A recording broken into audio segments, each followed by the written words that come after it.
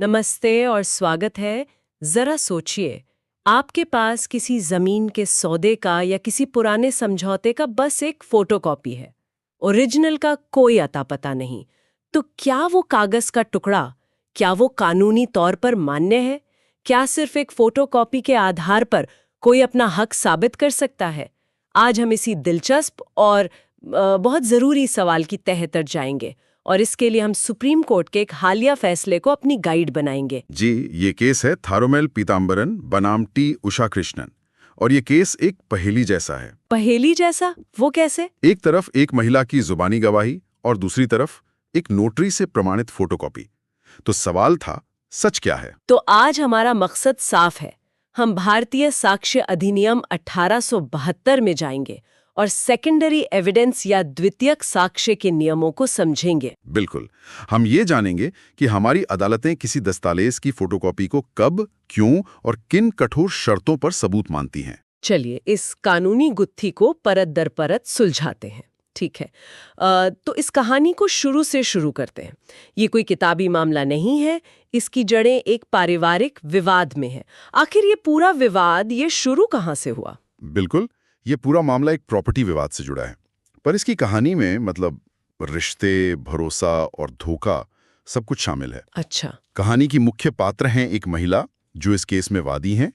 उन्होंने अपनी संपत्ति की देखभाल के लिए एक पावर ऑफ अटॉर्नी या कह सकते हैं मुख्तियारनामा बनाया था। पावर ऑफ अटॉर्नी मतलब किसी को अपनी तरफ से कानूनी या वित्तीय मामलों में काम करने का अधिकार देना। आपने सही पकड़ा, लेकिन पावर ऑफ अटॉर्नी भी देखिए कई तरह की होती हैं। हाँ। महिला का कहना था कि उन्होंने सिर्फ एक स्पेशल पावर ऑफ अटॉर्नी दी थी जिसका मकसद सिर्फ प्रॉपर्टी का मैनेजमेंट या देखभाल करना था। जैसे किराया वसूलना या रखरखाव देखना। हाँ, बिल्कुल।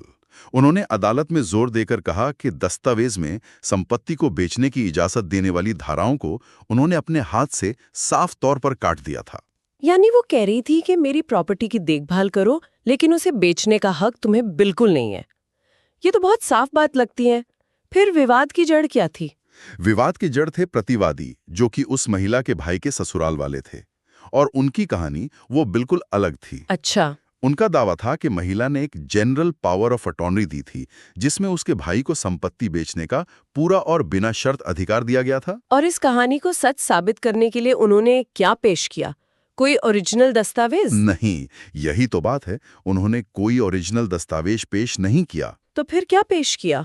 उन्होंने अदालत में उसी तथाकथित जनरल पावर ऑफ अटॉर्नी की एक नोटरी से प्रमाणित फोटोकॉपी पेश की। अरे, तो अब अदालत के सामने दो तस्वीरें थीं। एक तरफ वादी जो कह रही थीं कि मूल दस्तावेज में बेचने का अधिकार था ही नहीं, और दूसरी तरफ प्रतिवादी जो एक फोटोकॉपी दिखाकर कह रहे थे कि बेचने का पूरा अधिकार था। और सिर्फ कह नहीं रहे थे, इसी फोटोकॉपी के आधार पर भाई ने वो जमीन अपने ससुराल वालों को बेच भी दी थी। क्या आप बात करें, सौदा भी हो चुका था। यहीं से कानूनी लड़ाई शुरू हुई होगी। जी, ये केस कानून की सीढ़ियां चढ़ता गया। ट्रायल कोर्ट ने तो महिला की बात मान ली, लेकिन फिर फर्स्ट अपीलेट कोर्ट ने फैसला पलट दिया। किस आधार पर? उन्होंने उस नोटरी वाली फोटोकॉपी को एक पुख्ता सबूत मान लिया। मामला फिर हाईकोर्ट पहुंचा, जिसने अपीलेट कोर्ट के फैसले को गलत ठहराया, और अंत में ये कानूनी जंग सुप्रीम कोर्ट के दरवाजे पर पहुंची। और ये पूरा का पूरा केस उस एक फोटोकॉपी पर आकर टिक गया। तो ये है असली पहेली। एक मामूली सी फोटोकॉपी जिस पर एक नोटरी की मोहर लगी है, उसे सीधे सीधे सबूत क्यों नहीं मान लिया गया? आम धारणा तो यही है कि नोटरी से अटेस्ट हो गया मतलब कागज पक्का हो गया। यहीं पर भारतीय साक्ष्य अधिनियम 1872 का एक सबसे बुनियादी सिद्धांत सामने आता है। इसे सर्वश्रेष्ठ साक्ष्य का नियम या बेस्ट एविडेंस रूल कहते हैं। Best evidence rule? जी, ये कानून का एक तरह से सुनहरा नियम है। इसका सीधा सा मतलब है कि अगर आप किसी दस्तावेज की सामग्री को साबित करना चाहते हैं तो आपको वो मूल दस्तावेजी अदालत में पेश करना होगा। कोई कॉपी नहीं, कोई जुबानी बयान नहीं। सर्वश्रेष्ठ साक्ष्य यानी सबूतों का राजा। बिल्कुल। कानून सबूतों को दो मुख्य श्रेणियों में बांटता है। पहली है प्राइमरी एविडेंस, प्राथमिक साक्ष्य। हाँ, अधिनियम की धारा 62 कहती है कि इसका मतलब है मूल दस्तावेज स्वयं, मतलब ओरिजिनल डॉक्यूमेंट, जो अदालत के निरीक्षण के लिए पेश किया जाए। इसे ऐसे समझिए कि ये किसी कॉन्सर्ट का लाइव परफॉर्मेंस देखने जैसा है। और दूसरा है सेकेंडरी एविडेंस या द्वितीयक साक्ष्य। धारा 63 इसकी परिभाषा देती है। इसमें प्रमाणित प्रतियां, फोटोकॉपी या फिर उस दस्तावेज की सामग्री का मौखिक विवरण भी शामिल हो सकता है। अच्छा। ये उस कॉन्सर्ट की एक फोन रिकॉर्डिंग देखने जैसा है। रिकॉर्डिंग आपको एक आइडिया दे सकती है, लेकिन वो असली चीज कभी नहीं हो सकती। उसमें छेड़छाड़ हो सकती है। इसीलिए कानून हमेशा ओरिजिनल दस्तावेज को तरजीह देता है। ये उदाहरण बहुत अच्छा है, लेकिन असल जिंदगी में तो ओरिजिनल दस्तावेज खो भी जाते हैं, जल जाते हैं, या हो सकता है विरोधी पार्टी के कब्जे में हो। ऐसी स्थिति में क्या होगा? क्या इंसान अपना हक हमेशा के लिए खो देगा? नहीं नहीं, कानून इतना कठोर नहीं है। वो ऐसी व्यवहारिक समस्याओं को समझता है। इसीलिए भारतीय साक्ष्य अधिनियम की धारा 65 बनाई गई है। धारा 65। जी। ये धारा उन दरवाजों की तरह है जिन्हें खटखटाकर आप अदालत से सेकेंडरी एविडेंस मतलब फोटोकॉपी पेश करने की इजाजत मांग सकते हैं। लेकिन ये दरवाजे हमेशा बंद रहते हैं। इन्हें खोलने के लिए आपके पास एक ठोस कानूनी चाबी होनी चाहिए। और वो चाबियां क्या हैं? धारा 65 कुछ खास परिस्थितियां बताती है, जैसे पहली, जब मूल दस्तावेज विरोधी पक्ष के कब्जे में हो और आपके नोटिस देने के बावजूद वो इसे पेश ना कर रहा हो। ठीक है। दूसरी, जब मूल दस्तावेज का अस्तित्व आपने साबित कर दिया हो लेकिन वो हो गया हो या नष्ट हो गया हो। या तीसरी, जब मूल दस्तावेज एक सार्वजनिक दस्तावेज हो, जैसे जन्म प्रमाण पत्र। मतलब आपके पास ओरिजिनल पेश न कर पाने का एक जायज और कानूनी रूप से मान्य कारण होना चाहिए। आप बस ये नहीं कह सकते कि मेरे पास फोटोकॉपी है, इसे ही मान लीजिए। तहत अदालत को ये यकीन दिलाएं कि ओरिजिनल पावर ऑफ अटॉर्नी उनके पास क्यों नहीं है। लेकिन जैसा आपने बताया, सुप्रीम कोर्ट ने कहा कि इतना ही काफी नहीं है। जी हाँ, और यहीं पर सुप्रीम कोर्ट ने इस फैसले के जरिए कानून को और स्पष्ट किया। उन्होंने एक बहुत महत्वपूर्ण 2 चरणीय प्रक्रिया या 2 स्टेप टेस्ट को रेखांकित किया। 2 चरणीय प्रक्रिया? हाँ, अदालत ने कहा कि द्वितीयक साक्ष्य पेश करने की अनुमति मिलना और उसे साबित करना 2 बिल्कुल अलग-अलग बातें हैं और दोनों चरण पूरे होने जरूरी हैं। ये एक तरह से 2 ताले खोलने जैसा है। अच्छा, तो ये 2 चरण क्या है? पहला क्या है? पहला चरण है धारा 65 की शर्तों को पूरा करना। जैसा हमने अभी चर्चा की, पार्टी को अदालत को संतुष्ट करना होगा कि उनका मामला धारा 65 में बताई गई किसी श्रेणी में आता है। मतलब मूल दस्तावेज पेश ना कर पाने का कारण बताना होगा। बिल्कुल। अगर वो ये साबित कर देते हैं तो अदालत उन्हें सेकेंडरी एविडेंस पेश करने की इजाजत दे सकती है। ये पहला ताला खुल गया। और दूसरा चरण? दूसरा चरण ज्यादा मुश्किल और महत्वपूर्ण है। अगर पहला चरण पार हो भी गया, तब भी पार्टी को उस फोटोकॉपी के जरिए मूल दस्तावेज की सामग्री को साबित करना होगा। अच्छा। मतलब ये कि उन्हें 2 बातें साबित करनी होंगी।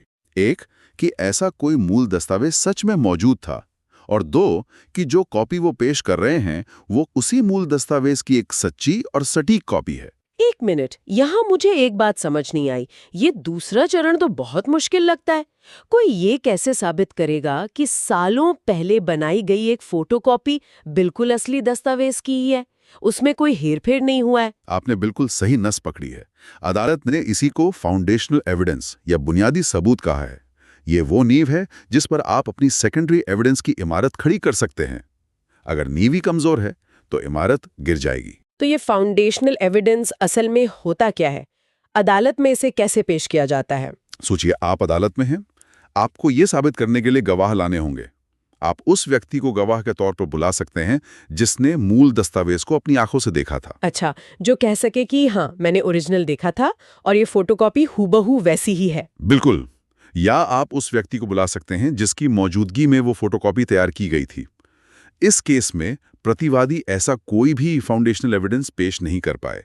उन्होंने बस एक नोटरी की हुई कॉपी पेश कर दी, लेकिन ये नहीं बताया कि मूल जनरल पावर ऑफ अटॉर्नी कहाँ है या ये कॉपी कब, कहाँ और कैसे बनी। लेकिन उनके पास एक नोटरी की मुहर थी। क्या एक पब्लिक ऑफिसर की मुहर की कोई कीमत नहीं है? क्या वो अपने आप में सबूत नहीं है कि कॉपी असली है? ये एक बहुत आम गलतफहमी है। देखिए, नोटरी का काम दस्तावेज की सामग्री को प्रमाणित करना नहीं है। अच्छा। एक नोटरी जब किसी फोटोकॉपी को ट्रू कॉपी अटेस्ट करता है तो वो सिर्फ ये प्रमाणित कर रहा होता है कि मैंने मूल दस्तावेज देखा और ये उसकी सच्ची नकल है।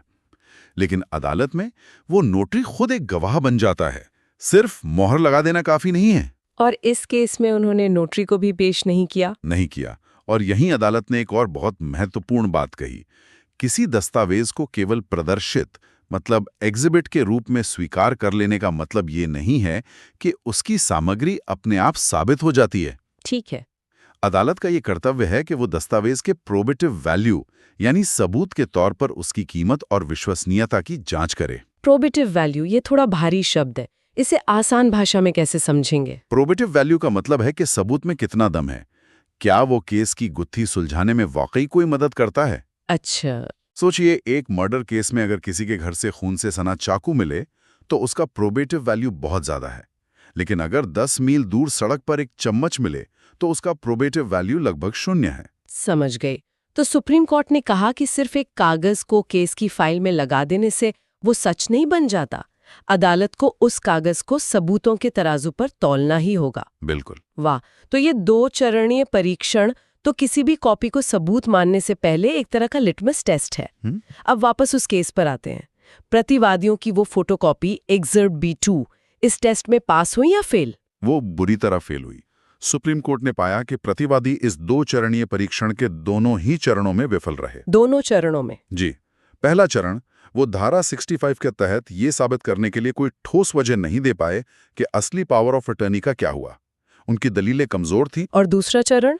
दूसरा चरण, वो ये साबित करने के लिए कोई भी फाउंडेशनल एविडेंस नहीं दे पाए कि उनकी फोटोकॉपी एक असली दस्तावेज की सच्ची कॉपी थी। ना कोई गवाह, ना कोई सबूत। वो उस कॉपी की जन्म कुंडली अदालत के सामने रख ही नहीं पाए। तो इसका मतलब ये हुआ कि वो फोटोकॉपी महज एक कागज का टुकड़ा रह गई, एक अस्वीकार्य साक्ष्य। बिल्कुल। सुप्रीम कोर्ट ने कहा कि निचली अपीलिया अदालत ने उस फोटोकॉपी पर भरोसा करके बहुत बड़ी गलती की, क्योंकि वो एक अस्वीकार्य साक्ष्य यानी इनएडमिसिबल एविडेंस था। तो सुप्रीम कोर्ट का अंतिम फैसला क्या था? सुप्रीम कोर्ट ने साफ और सीधे शब्दों में अपना फैसला सुनाया।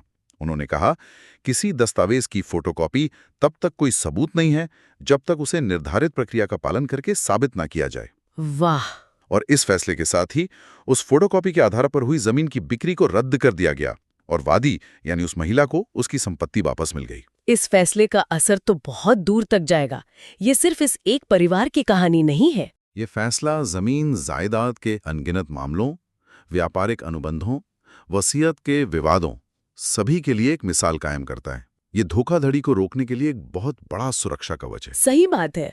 ये सुनिश्चित करता है कि कानूनी प्रक्रियाओं में सबूतों की प्रामाणिकता बनी रहे और किसी के साथ महज एक असत्यापित कॉपी के आधार पर अन्याय न हो। तो आज की इस चर्चा से हमने कुछ बहुत जरूरी बातें सीखी। पहली, कानून में हमेशा प्राइमरी एविडेंस यानी मूल दस्तावेज को सर्वोच्च माना जाता है, वो सबूतों का राजा है। सही कहा। दूसरी, सेकेंडरी एविडेंस यानी फोटोकॉपी जैसी चीजें कानून की दुनिया में अनाथ की तरह हैं। उन्हें सिर्फ धारा 65 की कठोर शर्तों के तहत ही अपनाया जाता है। बिल्कुल। और तीसरी और सबसे महत्वपूर्ण बात जो इस केस से निकल कर आई है वो है सुप्रीम कोर्ट का 2 चरणीय परीक्षण। सिर्फ कारण बताना काफी नहीं है, आपको पहले कॉपी पेश करने का अधिकार साबित करना पड़ेगा, पहला ताला। और फिर उस कॉपी की प्रामाणिकता और सच्चाई को फाउंडेशनल एविडेंस के जरिए साबित करना होगा। दूसरा ताला। हाँ। एक विचार यहाँ छोड़ जाता हूँ जिस पर सोचने की जरूरत है। हाँ। आज की डिजिटल दुनिया में जहां ओरिजिनल और कॉपी में फर्क करना लगातार मुश्किल होता जा रहा है। हाँ, ये तो है। और जहां दस्तावेजों से छेड़छाड़ मतलब डिजिटल फॉर्जरी बहुत आसान है, साक्ष्य कानून के 150 साल से भी ज्यादा पुराने बुनियादी सिद्धांत भविष्य में कैसे लागू होंगे? ये तो बहुत बड़ा सवाल है। मतलब अगर यही पावर ऑफ अटर्नी एक PDF फाइल होती तो? सोचकर देखिए, एक डिजिटल ओरिजिनल क्या होता है? क्या एक ईमेल ओरिजिनल है या एक वर्ड डॉक्यूमेंट? और हम उसकी प्रामाणिकता को एक कागजी दस्तावेज के मुकाबले कैसे साबित करेंगे? इसके लिए हमारे पास स्याही, कागज और हस्ताक्षर के विशेषज्ञ हैं। बिल्कुल। एक स्क्रीनशॉट की कानूनी हैसियत क्या होगी? क्या वो सेकेंडरी एविडेंस है? अगर हाँ, तो उसका फाउंडेशनल एविडेंस क्या होगा? क्या हमें कंप्यूटर फोरेंसिक एक्सपर्ट की गवाही चाहिए होगी ये साबित करने के लिए कि फाइल से छेड़छाड़ नहीं हुई है? ये वो सवाल हैं जिन पर आने वाले समय में हमारी अदालतों और कानून को गंभीरता से विचार करना होगा, ताकि न्याय की प्रक्रिया तकनीक के साथ कदम मिलाकर चल सके।